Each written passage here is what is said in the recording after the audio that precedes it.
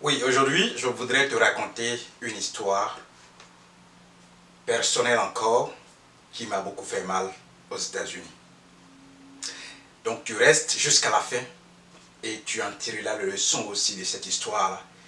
Et ça pourra peut-être t'aider, si c'est ton rêve, de vivre, de voyager. Oui. En 2020, je vais au guichet, étant aux États-Unis, pour aller faire un retrait dans un guichet. Donc je gare en bordure de la voie. Et à distance, on peut voir le guichet automatique. Et pendant que j'y étais, je vois une jeune dame qui ne me ressemble pas, qui rentre dans le guichet automatique. Une jeune dame blanche, bien sûr, quand je dis qui ne me ressemble pas. Et j'étais assis dans la voiture. Effectivement, je me suis fait accompagner par un ami. On a bien regardé la scène. Je lui ai dit, ok, regarde bien. Tu restes là, dans la voiture, je vais faire le retrait et je viens. J'ouvre la portière de la voiture, je marche, je traverse la voie et je passe de l'autre côté. Dans la plupart des guichets automatiques aux États-Unis, vous devez introduire votre carte qui va vous permettre d'ouvrir la porte et puis vous entrez. En fait, dès que vous introduisez la carte magnétique, allez, la porte lâche. Le cadenas, je vais dire la fermeture, le blocage, en lac et puis tu ouvres et tu rentres. Donc la jeune dame était déjà à l'intérieur du guichet automatique. J'ouvre et je rentre à mon tour. Effectivement, quand je suis entré, j'ai vu qu'elle était embêtée. Sans tarder, elle n'a pas duré, elle n'a plus fait ce qu'elle voulait faire. Elle est sortie, claqué la porte et elle est partie. Tu ne sais pas pourquoi elle est sortie, n'est-ce pas? Je vais te dire. Le truc, c'est que quand cette jeune dame m'a vu, pour elle, je suis un agresseur qui est entré dans le guichet aussi avec elle. Donc c'est ce qui a fait qu'elle n'a plus continué ses opérations, qu'elle est sortie. Pourquoi je te raconte cette histoire? Moi, j'ai fini de faire mon retrait, j'ai introduit ma carte, j'ai fini mon opération, je suis ressorti, traversé la voie et revenu vers ma voiture. Effectivement, j'en ai parlé à l'ami qui était assis dedans. J'ai dit, oui, tu as vu, elle n'a plus fait ses opérations, j'étais bien de regarder. Elle est sortie sans faire son opération et elle est partie. Ce qu'il faut comprendre, c'est que ce n'est pas nouveau aux États-Unis.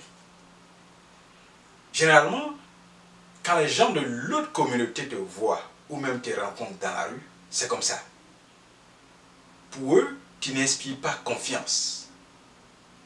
C'est toujours l'étiquette qu'on te colle. Soit c'est quelqu'un, c'est un voleur, c'est un bon à rien, il va venir m'agresser, ils sont agressifs, ils ne font rien.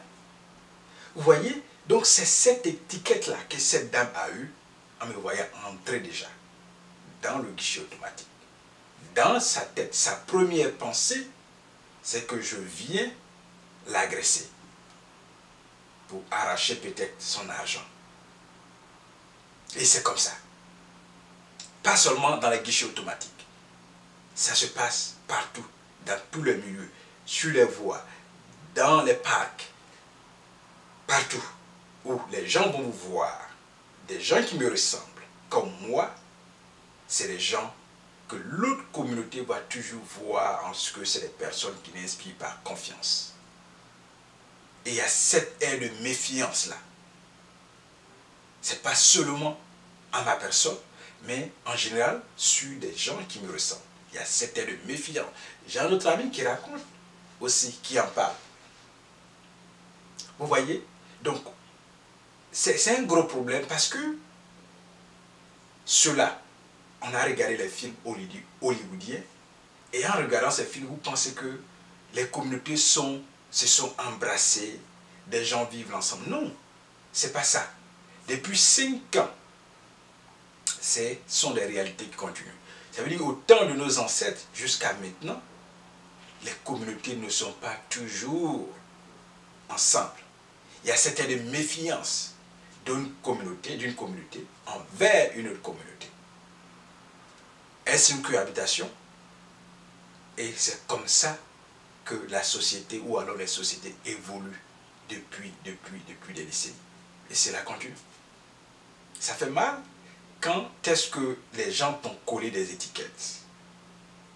Quand est-ce que tu sais que tu es mal vu par le regard de l'autre communauté. Effectivement, c'est dans la société dans laquelle nous vivons. Mais je ne sais pas quand ça va changer, mais déjà, je t'interpelle là-dessus pour que tu aies déjà, si c'est ton rêve de vivre, pour que tu comprennes la réalité qui est là. La réalité. Et c'est comme ça. Je pense que si vous allez aussi sur d'autres continents, je pense que ce sera pareil. Je pense bien.